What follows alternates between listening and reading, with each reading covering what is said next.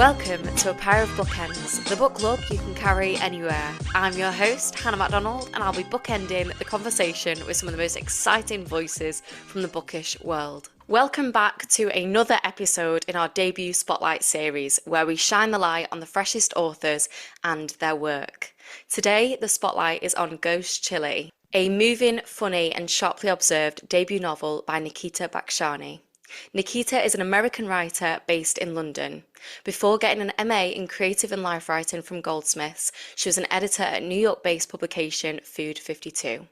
Nikkitha has been a contributing editor to the Morning News since 2013, and she has also worked at the Paris Review, Departures, The Village Voice, and The Week. Her debut novel, Ghost Chili, was published on the 4th of July, and to chat all about it, I'm joined by Nikkitha herself. Welcome to A Pair of Bookends. Hi, Hannah. It's Hello. here. Thank you so much for having me. I'm so excited to chat to you. But before we dive into your book, I have to ask my favourite question, which is what are you currently reading? I love this question. So, I just finished reading Erasure by Percival Everett. Um, Yes. I don't know if you've seen the movie American I've Fiction. not watched it yet and I'm dying to. Yes, so I saw the movie and I really liked the movie. And then I read some criticism that was very critical of the movie, saying that it was this like super watered down version of the book. And I was like, oh gosh. Well, I was like, instead of feeling bad about myself, I was like, let me just read this book.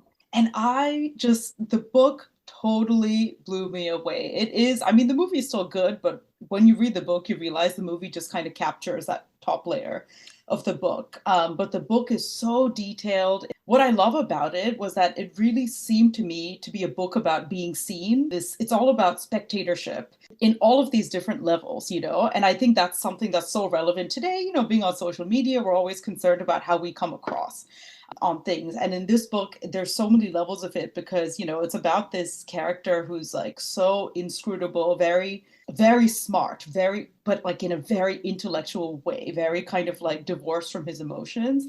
And even though he's going through a lot in his family, like his sister gets murdered and his mother has Alzheimer's, like he's going through a really difficult time, but he kind of fixates on this like, this book that he hates because it kind of shows this caricature of what Black life in America is like. And so as a joke, he writes this parody of it, but then the parody gets picked up and taken very seriously as like a piece of like, great American fiction. And there's actually it's like a book within a book. So he writes the full, like you read the full book. He calls it fuck in the end. You know? And the way he does it is just so funny. Everything about this book is just he's managed to take like a very moving story and make it just laugh out loud, hilarious, and also like very disturbing at the same time.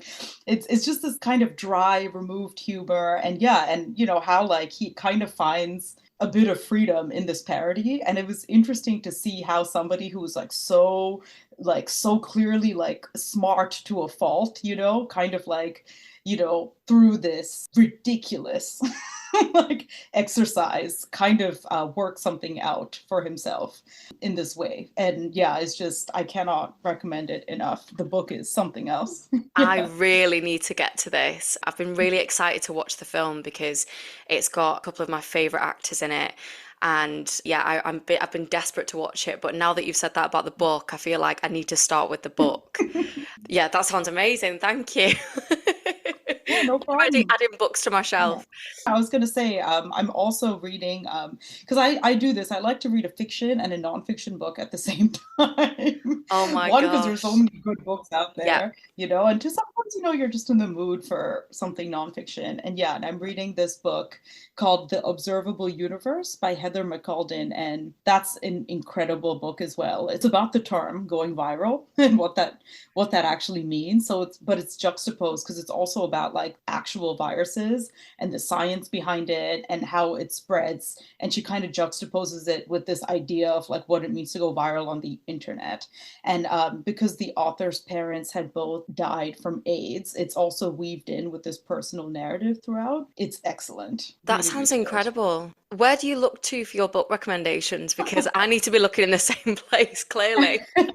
Well, the Observable Universe, I saw it while I was browsing the bookstore Burley Fisher in London, which is in my neighborhood, and it's just a lovely bookstore. It's a small bookstore, so you can kind of see all the books just like around you, and that's my favorite way to find books, honestly, is just to kind of like pick them up, and just kind of like read a couple of pages, kind of right from the middle. And if you like that, that's how you know, like, okay, I want to.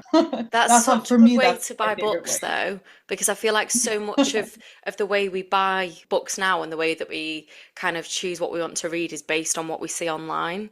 And actually, Mm, being in a bookshop is the OG way of doing it. And actually picking totally. up the books and reading the blurbs and seeing what appeals to you in the moment rather than Yeah, taking somebody's recommendation online. And actually, that opens up the door to so many different books to you. But I am going yeah, to take that recommendation because that sounds like something I would absolutely love. for Let's go on to sure. another book that I've loved, which is yours. Nice segue there. As this is a debut spotlight episode, we love to start by asking what your journey has been like in having your debut novel published. So could you talk a bit about that journey? Yeah, of course. And so this book, it's funny. So because I never saw myself writing a novel until way later in life. I'd always kind of written short stories. And when I was studying at Goldsmiths, because I moved to this country to get my MA at Goldsmiths, my professor gave me this feedback where he said he was like, every short story you write kind of has the same characters and deals with the same themes, you know? And you should consider just like finding a way to weave it all into a novel. And I was thinking, like, this guy is crazy. I don't know how, I don't even know where to begin, you know, doing that. But, he had a point. And yeah, and so it started off as I had this one short story in particular that was about this girl who goes to a dinner party at her friend's house and feels super out of place because her friends have all this nice furniture and that nice Aesop hand soap, that's like all grainy. And she's like, what is this? And she feels like not yet ready to kind of grow up to that level. So she starts kind of getting nervous and word vomiting. And then, like, she talks about this date that she went on the night before that went horribly. And then suddenly, like, kind of segues into this really sad story about her father and how her father almost died of starvation at one point in his life. And for me, that's what I wanted this novel to be about. It's like that kind of one feeling out of place among your friends, among people that you used to be able to get along with so well. And then also this kind of compulsion to always kind of be fun, be funny, entertain people, and kind of everything that lives under that. And also, interrogating like why this character went immediately from this subject of a date to the subject of like a family trauma, and what that, like, when you kind of slow down and kind of really see what's at work underneath her like word vomit, like all of what comes out of that. And so that's how this book started, as a kind of like expansion of that short story, which was titled originally You Don't Know Hunger. And actually, as I was preparing what to say to you, I found an old draft that I Oh my kept that gosh. had the original title, and you'll see like it's so big. This Wow. first draft was like 400 pages, and by the time I was done with the novel, and this was after editing, even this was after, I'd found my publishers at Fleet. The novel, my final one, was about 250, like 260 pages. So I really cut back. And so my What was that like though, like having to cut back your work because was it quite scary having to let go of all these pages? You know what? Initially it was, but then I was actually found it quite liberating because, initially I had these two timelines in the book where it's like you see Muskan in the present day and then you see her in the past, where she kind of, where, you can see like, oh, this is why she is the way she is, because she's gone through like all of this stuff in her past. And then I realized, like, I worried that I was maybe spoon feeding the reader too much, and sometimes as a reader, right, you want to be able to use your imagination, Mhm. and you want the reader to kind of be in dialogue, or to give the reader that Yeah, of that gift of like, course. oh, I want to imagine this and put my own ideas about, make my own interpretations about why she is the way she is.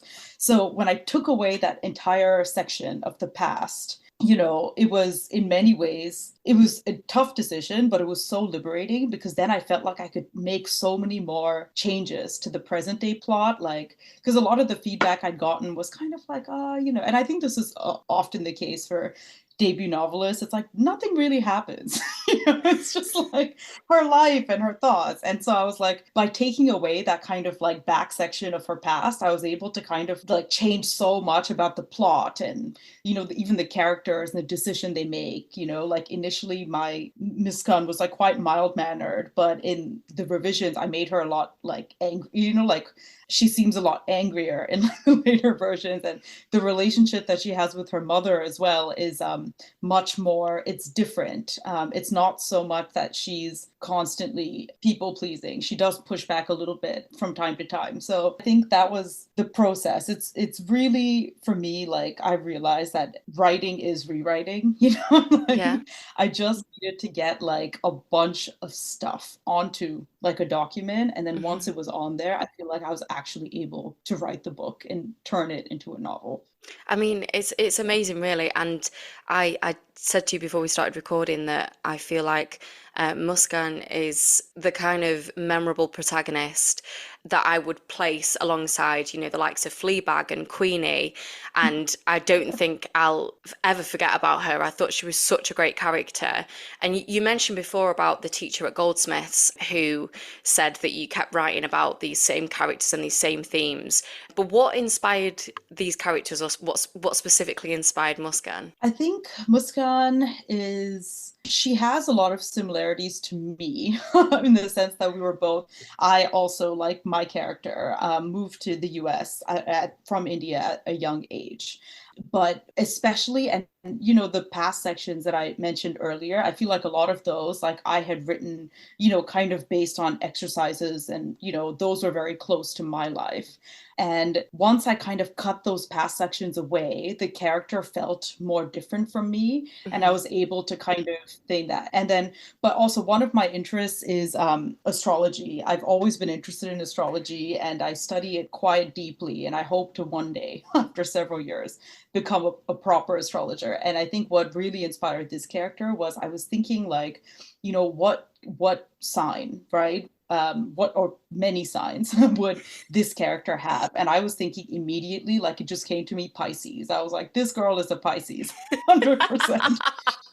Because I always felt like, this book that felt like a very blue book to me. I don't know if that makes sense, but it just kind of like, in terms of like color, the color blue just kind of came, like, if I had to think about this book as a whole, that color just popped out.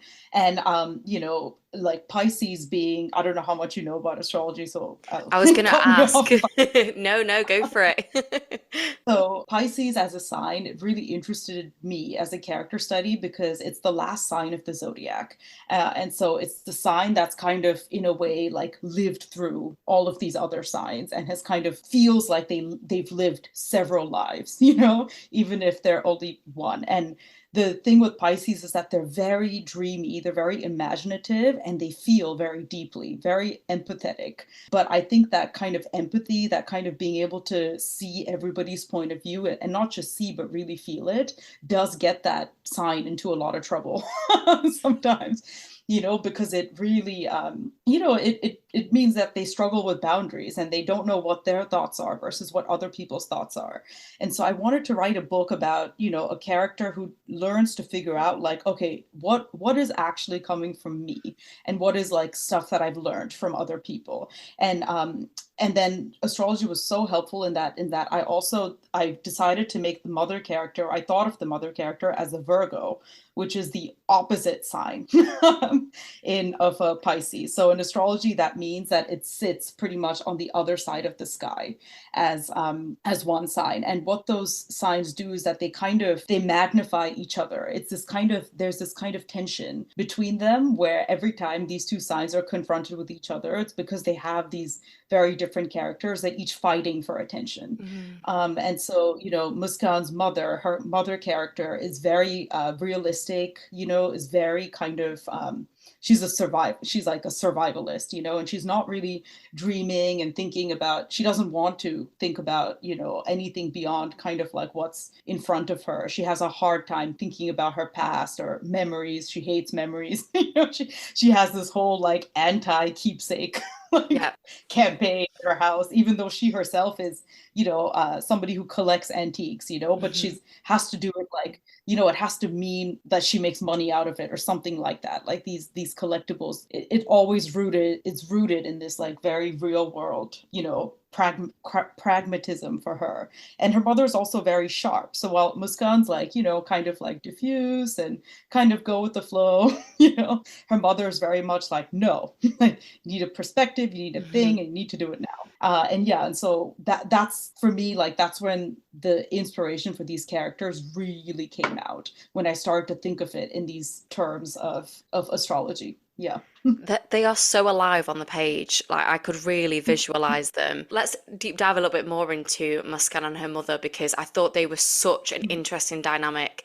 And listeners of the podcast might be rolling their eyes right now because whenever there's a mother-daughter dynamic in a book, I am like straight in there. I absolutely love it. Can't get enough of it. But theirs was such an interesting one because it is probably one of the most, if not the most important relationship in Muskan's life. But it is quite fraught and quite messy.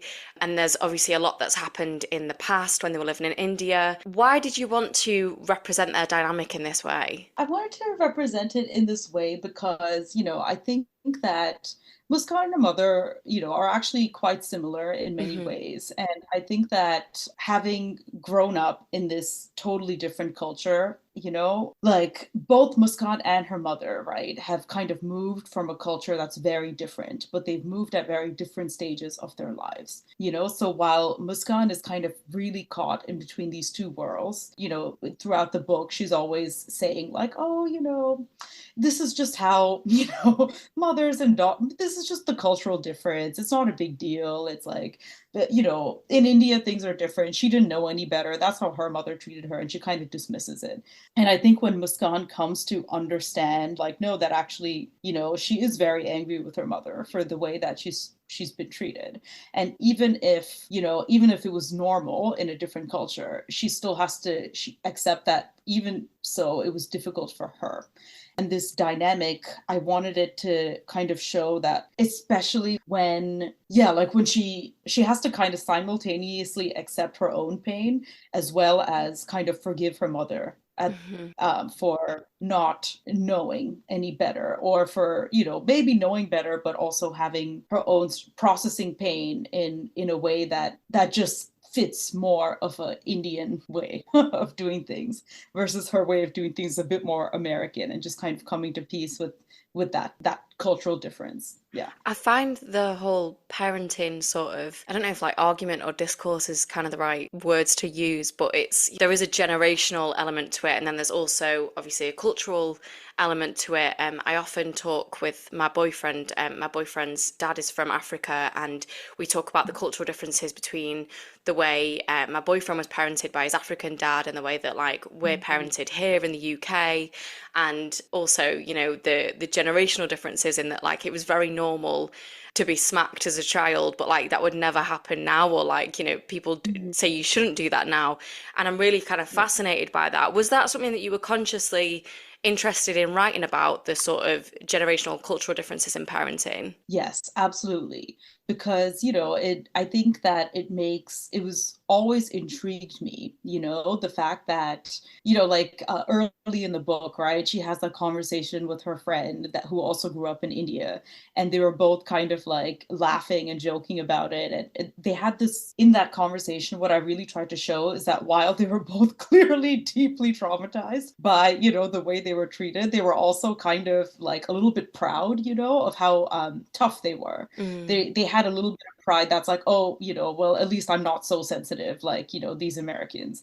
And that really fascinated me, is this kind of thing where it's like you can both be really angry, and have a lot of resentment towards the way you were parented, but then at the same time like carry it with a sense of like difference, with the pride, maybe as a way of coping with it. So yeah, it was very intentional on my part. Yeah, and also, as the world changes, right? Like you said, that globalization isn't just economic, right? Emotions, in a way, you can say, become globalized because of, how, like, if you look online, right? Therapy speak is everywhere. Like there's a kind of universal language that's starting to develop. It has been developing for a long time because of this common language that is the internet. And so as the world becomes kind of more similar to each other, this way of parenting is, like you said, a little bit dying off, right? And I just Hmm. wanted to explore that to see what it looks like almost in possibly its final iterations. Yeah, I think it's really interesting. Not only the cultural and generational differences with the way people parent, but also one thing that I was interested in the book is that Muskan starts going to therapy, and I was curious about that because I know that my parents wouldn't have gone to therapy, but then it's my generation are starting to want to have therapy more, and it's starting to become like a normalized thing. And I think especially when you were living in America, I'm sure you saw it a lot more there because I feel like it's a big American thing to go to therapy. What was it like to write those sorts of scenes, around therapy? And did you take anything from what you experienced when you were living in America and the way they are about therapy? That is a terribly worded question. I'm so sorry. No worries at all. I know exactly what you mean. So, it's the therapy scenes were ones I've really struggled with because, on the one hand, I felt like, like you said, in America, but especially in New York, it's like everyone has a Mm, therapist. It's like a running joke. It's like, yeah, like my therapist this, my therapist that. It would be so unrealistic, right? If I wrote a book about a character at this age set in New York in the recent past and have no therapy involved, like that's simply not realistic. Especially somebody who's like going through it, and yeah. whose friends are starting to get kind of annoyed with her. Like therapy had to be a part of the book in a way because it just wouldn't be true to the life of a New Yorker if they didn't have a therapist. She is going through it, isn't she? Like she really Yeah, is. exactly. And yeah, Sorry. and as I wrote the therapy scenes too, they changed a lot. And I think part of it was because I started to realize, or this question started to come to me, which was, what happens to therapy when the knowledge of therapy becomes more available online? Yeah, like you see her friends talk about attachment theory and they're all diagnosing each other with Yeah. things. I know that Yeah. too well. Amongst my friendship Yeah. groups, that's all we're all doing is, maybe So maybe you're same. feeling that way because of this, because of what happened with your dad, and that why are we doing this? Yeah, yeah, We are not exactly. qualified. So, as I Yeah. was saying before about how memorable Muskan is as a character, and what we were just speaking about there in terms of therapy and how she is really going through it, there are obviously a lot of really moving and painful threads to the book in terms of what Muskan is kind of what's going on within herself. But as well as all of that, the humor kind of never fades. It's a really funny book. And I was curious whether humor is something that's really important to you when writing, or is it something that just kind of naturally comes out? That makes me, yeah, thank you so much for saying that because it's something I kind of fretted over because it's funny when I wrote short stories, no one ever called them funny. They were What? all like quite serious, they were quite serious, a little bit dark. But somehow in writing a novel, the humor just kind of came. And I think it's because of the character, Mhm. because I think that how else could this character who's so deeply traumatized from her childhood cope with life? How else could she be relatable and likable? And it's humor. And I Mhm. think, humor is it especially comes from her father character, who's very funny. And I think that this is so true, even when you hear comedians talk or you read interviews with comedians, it's always coming from a place of like sadness and pain. And they're always like making these self-deprecating jokes. And so I think that once I kind of really got into the character of Muskan, I think the humor just kind of came naturally. And Mhm. in a way, I worry because I'm kind of like I always feel like if you try to be funny, it never ends up being funny. You just kind of hope that you write it and just be like, I hope somebody will think this is funny. But I think it's also about making yourself laugh, right? Like if Yeah. you know, like there's a lot of times when I was writing this, you know, and especially when, you know, I let my imagination kind of do its own thing, you know, the humor just kind of came out almost like out of an awkwardness, you know, because Yeah. when you're writing fiction, this stuff isn't happening in real life, right? So you always feel a little bit weird about like lying and Yeah. making stuff up. And I think humor kind of, for me at least, came naturally from that, out of the sense of awkwardness, like hee, I don't know what I'm doing. Here it goes. Yeah, that resonates with me a lot. I think as well that the humor really comes through in the way that you speak about dating and especially dating in the modern world. And there are so many moments in the book when she's speaking to these men online or she's going to meet them, and you're just like, oh, like please get out of that situation. Like what is going on? And you're cringing at some of these men and like what's going on. And I was actually curious, and if you don't know answer this, this is completely fine. But have you experienced online dating? Oh my gosh, yes. And actually, like, you know, I moved to New York, like at the time, at the height of online dating, you know, so most of my dates, like my dating life has always been online dating. Hmm. I don't think I've ever dated. No, I haven't. There's no other way I've ever dated, you know. So in a way, it's the only thing I know, you know. Hmm. And it's funny because I remember when I was in high school or college, I would go visit my sister who lived in New York, and you know, back this was just before online dating, and I noticed how much harder like she and her friends would have to like get dressed up and like, you know, really make an effort to talk to people at bars because that's what you did. That's why you went out, you know, in a way, and that's how you met people. And I remember it was so fun, you know, and when I moved to New York, I was so excited because I was like, I'm going to go to bars and meet people like Sex in the City, you know. And then what happened instead was like this, like, you know, all this weird like online dating, like kind of like job interview style, like you know, thing where you're just being judged and all of these little things and not the conversation. It's like you have this script that's set up right Hmm. before you even meet somebody. And I think that's always fascinated me because then, you know, online dating then is kind of like when you meet somebody, it's you're trying to match them up with this idea, this preconceived notion Yeah. that you have. And that to me is both like very interesting and just by default very funny, you know, because how people see themselves is never really how they come across. Yeah. Yeah.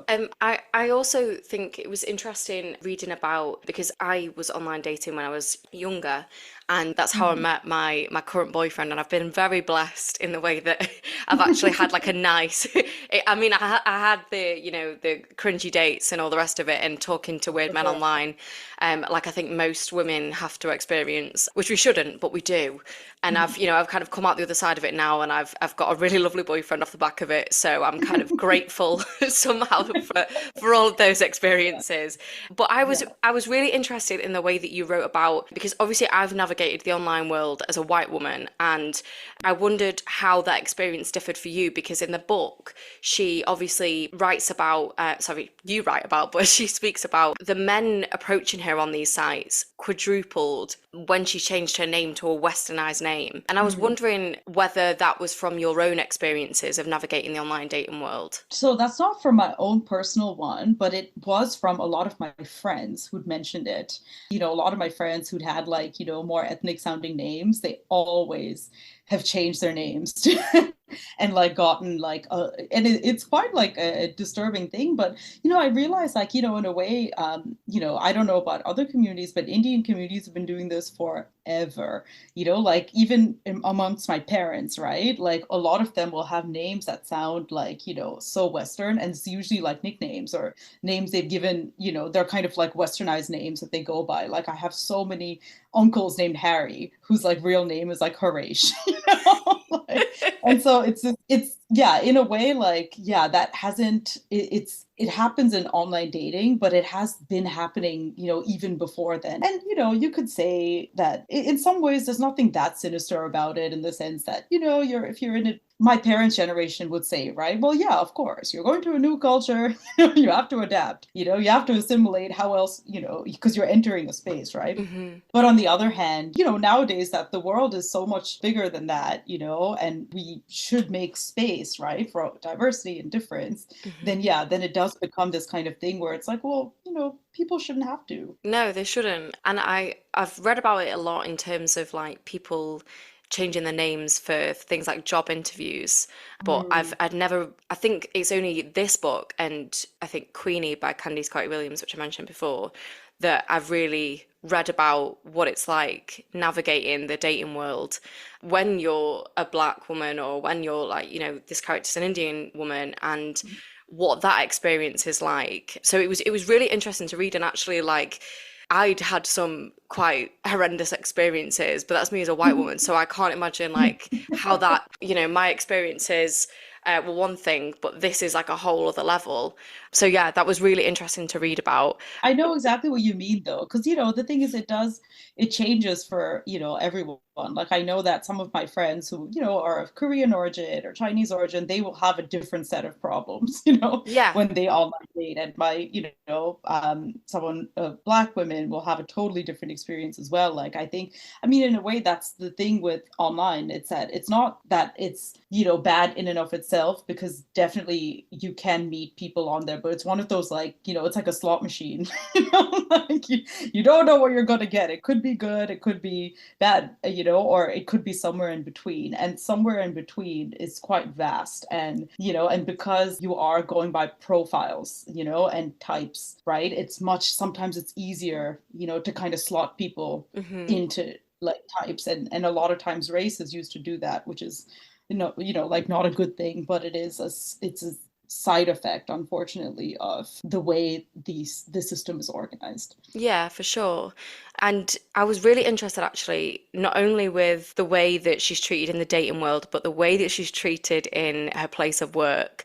And Hmm. there are so many frustrating scenes set in this workplace, and it is completely appalling the way that she's treated.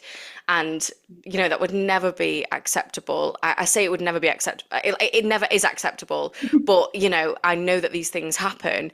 And I was really curious actually in what you think it might be that prevents Muskan from standing up for herself in not only personal situations but in professional settings. I think that in this case, I think Muskan is so grateful to just have a job, Hmm. in this big magazine company. These jobs are so rare, they're very hard to get. And so, even though she's being treated so badly, she feels like, oh, well, it must be worth it, because it's this kind of dream that's sold to you, right? Oh, wow, you work in a magazine. And, people are so impressed when she tells them where she works, and so I think like she's just determined to kind of see the job the way other people see the job, even Yeah. though she knows like kind of on the inside that, that this isn't right, that like why is she shut out of meetings? Why does she sit in this like weird hallway by herself, in the dark? Like, like even though it's so obvious, and she knows it's like something's not right, but she just refuses to kind of see what's so obvious, because she just wants to believe that the narrative, she just wants to see herself for the kind of image that she's created for the world, rather than, what she's really going through. It is actually so dark and uncomfortable, like when you think about it. But then, like I was literally sat there reading it, like, no, like, why is this happening? But like I said before, like, you write with such humor that you find yourself laughing and then being like, why am I laughing at this poor girl's like experience? Like, why is she going to, like, why is she sat there on her own? Like, why won't they let her have that bloody desk? I was so Oh, yeah, mad well, about just the the desk. desk. I don't know one is sitting at that desk, Why won't they let her have the desk? But what I will say, without giving any spoilers away, is that there is a very not would it be gratifying? Would that be the word? Maybe not. There's a very like pleasurable moment where crepe cake meets a wall, and that's all I'm gonna say on that. And I was like, "Go on, girl." Yeah, you gotta fight back eventually. You See, that's the have thing is to. like, and I think like so many people pleasers will totally relate to this, when it's like you don't say things when they're getting bad. You just wait until it's gotten so bad that you have a total meltdown. But the meltdown was so good because I have felt that, like, in my head, I have done that so many times. I've never Yeah. actually done it because I'm just not brave enough at all. But there's been so many Yeah. times where, like, especially when I used to work in restaurants, where I just wanted to Mm. smash restaurants up. I just wanted to, like, throw a plate at a horrible customer's head. Like, and in my head, I've done Oh. it. So reading about this, I was like, finally, Oh. someone's done it. Yeah, I'm so glad that you mentioned the crepe cake because the crepe cake's always fascinated me. So it's based on there is an actual crepe cake that you can buy in New York, and I mean, listen, the last time I saw the price for it was like 2017, so I imagine inflation's I imagine it's over $100 now, Why but it is it used so to be at the time expensive? like $80, and I was like, why is this cake so expensive? It's crazy. It's That's because it's on Madison Avenue. It's one of those things, you know. It's just like, oh well, it's New York, it's Madison Avenue. Of course, you'll pay 80 pounds for a cake, not a $80. chance. Yeah, That's I mean, yeah, crazy. exactly. It's absurd.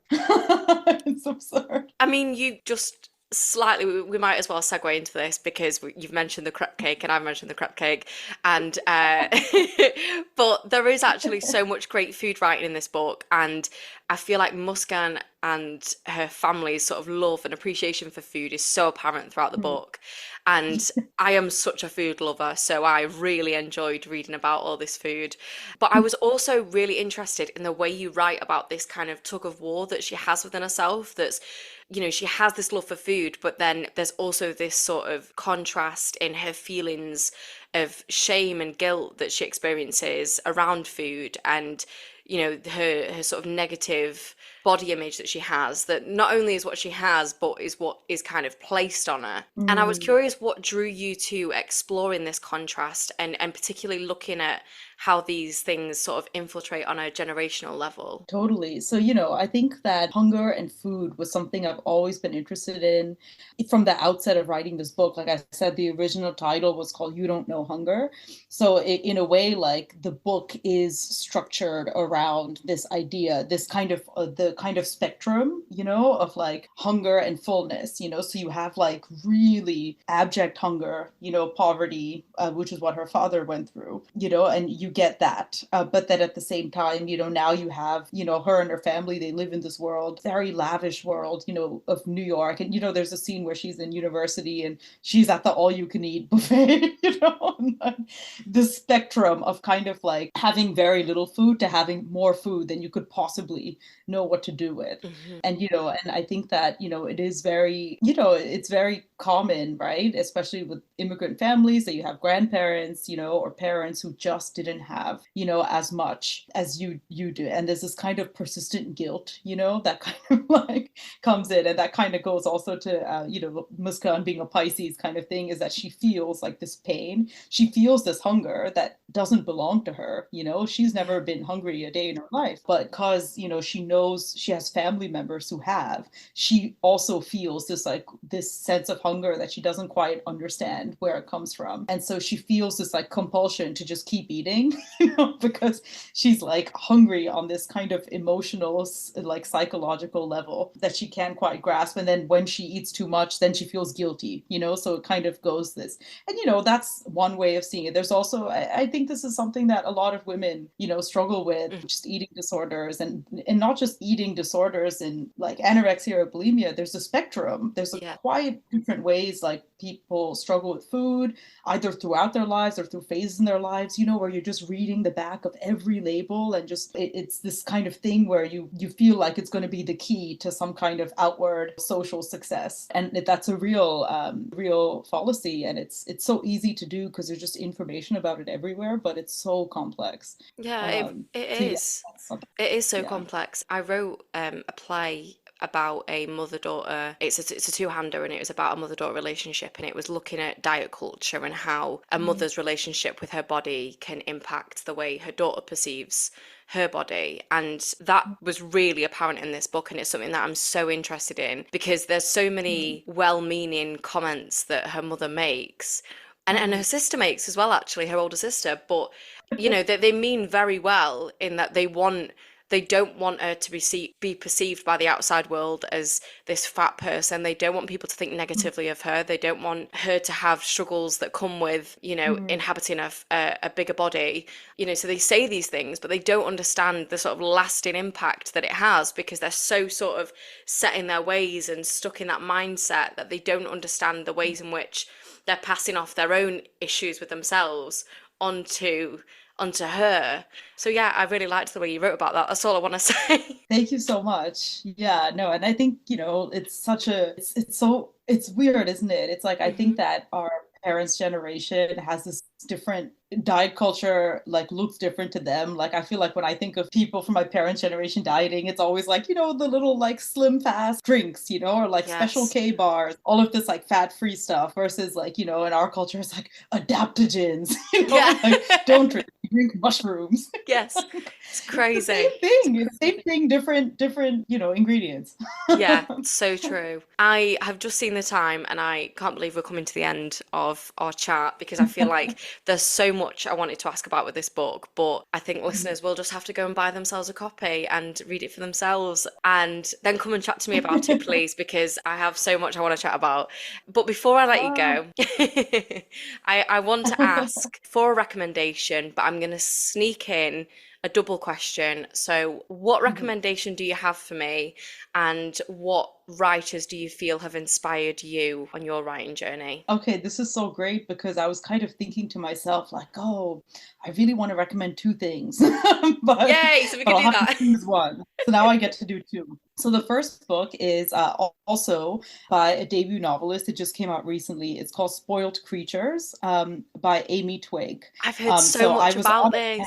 panel. Yes, so I was on a panel with Amy, and I wanted to read the book before that to really understand it, so I could talk to her, and it just totally blew me away. It's about this girl who kind of is looking back at this time when she had kind of joined this commune because she'd fallen in love with one of the women at the commune, and how this situation devolves from being this like very utopian place that's really lovely, and how slowly it starts to break down. It started off with this kind of, this invasion. I don't want to say more because it's such a page turner, like you just want to lap it all up. It's just one of those books that you just cannot put down, and you're laughing, you're crying, it's just an amazing book. So yeah, I would recommend that. It's called Spoiled Creatures, and it's, in a way it is actually a lot about food because they're farmers, like in the Yeah. commune they're making their own food entirely from scratch, and there's beautiful descriptions of that. And also, because I'm obsessed with this, apparently it's about like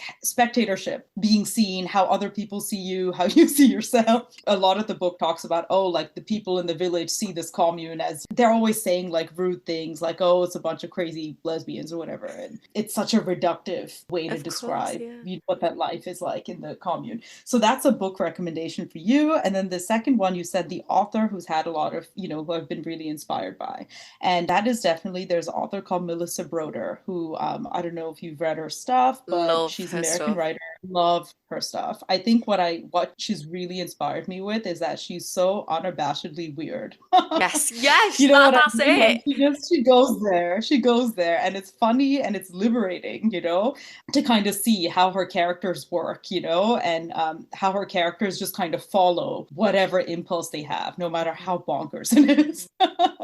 And her book, Milk Fed, is so much, right, about food and Yeah. appetite, and that has a mother-daughter relationship Mhm. in it too, which is about like restriction. And yeah, and I think the reason her books have really inspired me is because they're all just about like living life to the fullest, and the kind of obstacles that you have on the way to doing that, and Mhm. also sometimes the negative effects of doing that. They're books about pleasure, and I just love that. I think her books have really inspired me in the sense that her books really make pleasure seem like something that's really worth important to characters and worth pursuing, and I love that. Yeah, and she's so funny as well.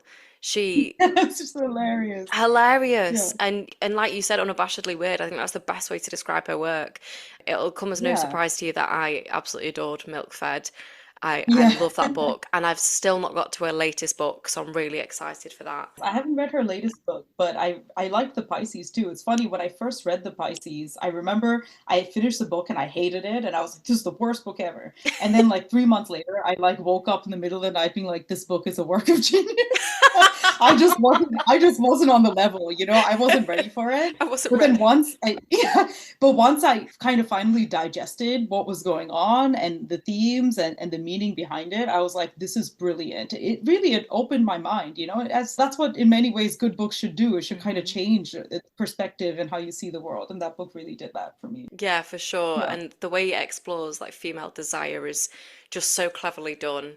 Yeah, Yeah. she's a great writer. I'm so pleased that you've mentioned her. I actually don't think anybody's recommended Yeah. her on the podcast before, which blows my Oh, mind. really? Yeah. Yeah. So I'm very Yeah. excited about that. We've come to the end of our recording, which is very sad, but I am hoping that you will come back when you have another book so I can talk your ear off again. Oh, thank you so much, Hannah. It's been No, such a lovely chat. thank you. And for our listeners, I'm going to pop a link in the show notes where you can buy yourselves a copy of Ghost Chili. When this episode goes out, the book will have been out for 6 days. So that's very exciting for you. We're a couple of weeks before. Yay. How are you feeling? I feel good. I was so nervous, so nervous, but I realized, like, because this is the second time I'm talking about the book, and I'm realizing that, like, talking about it's actually been such a great experience. Because it's just, you just it's so much less, talking about the book is a lot less scary than I thought it was going to be. And that makes me, Good.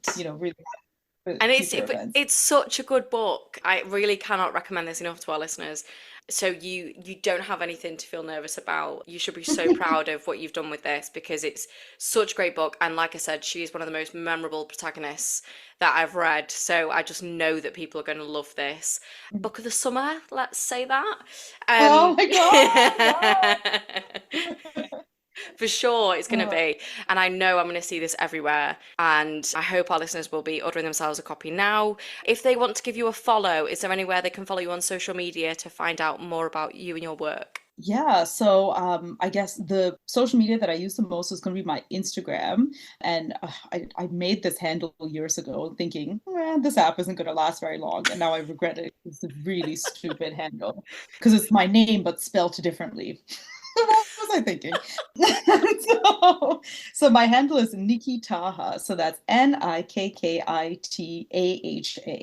Love that. So that's my Instagram handle. But I also have a Substack, which I send out once every 2 weeks. So that's just Nikkitha, the way my name is actually spelled, .substack.com. So it's nikita.substack.com. And the newsletter is called Table of Content. And I usually just, lately I've found myself writing a lot about spirituality and tarot and astrology, but I also write, a lot about food. It's kind of whatever's in my head, I love that. I love that. Sometimes I include a recipe, like I have a Stunning. cabbage salad recipe in there that never fails. So I am it's going a to bit have of a a look mixed at that bag, but immediately. That sounds so good and right up my street. Nikkita, thank you so much for coming on A Pair of thank you, Bookends. It's Hannah. been such a joy chatting to you. And for our Well, listeners, please go buy the book. Please go and check out Nikkita's Substack. And if you enjoyed this episode, please don't forget to rate, review, and subscribe so I can reach more of you. And if you want to give us a follow, you can do so at A Pair of Bookends Pod on Instagram and at A Pair of Bookends on Twitter and TikTok. But that is all we've got time for. So thanks so much for listening and goodbye.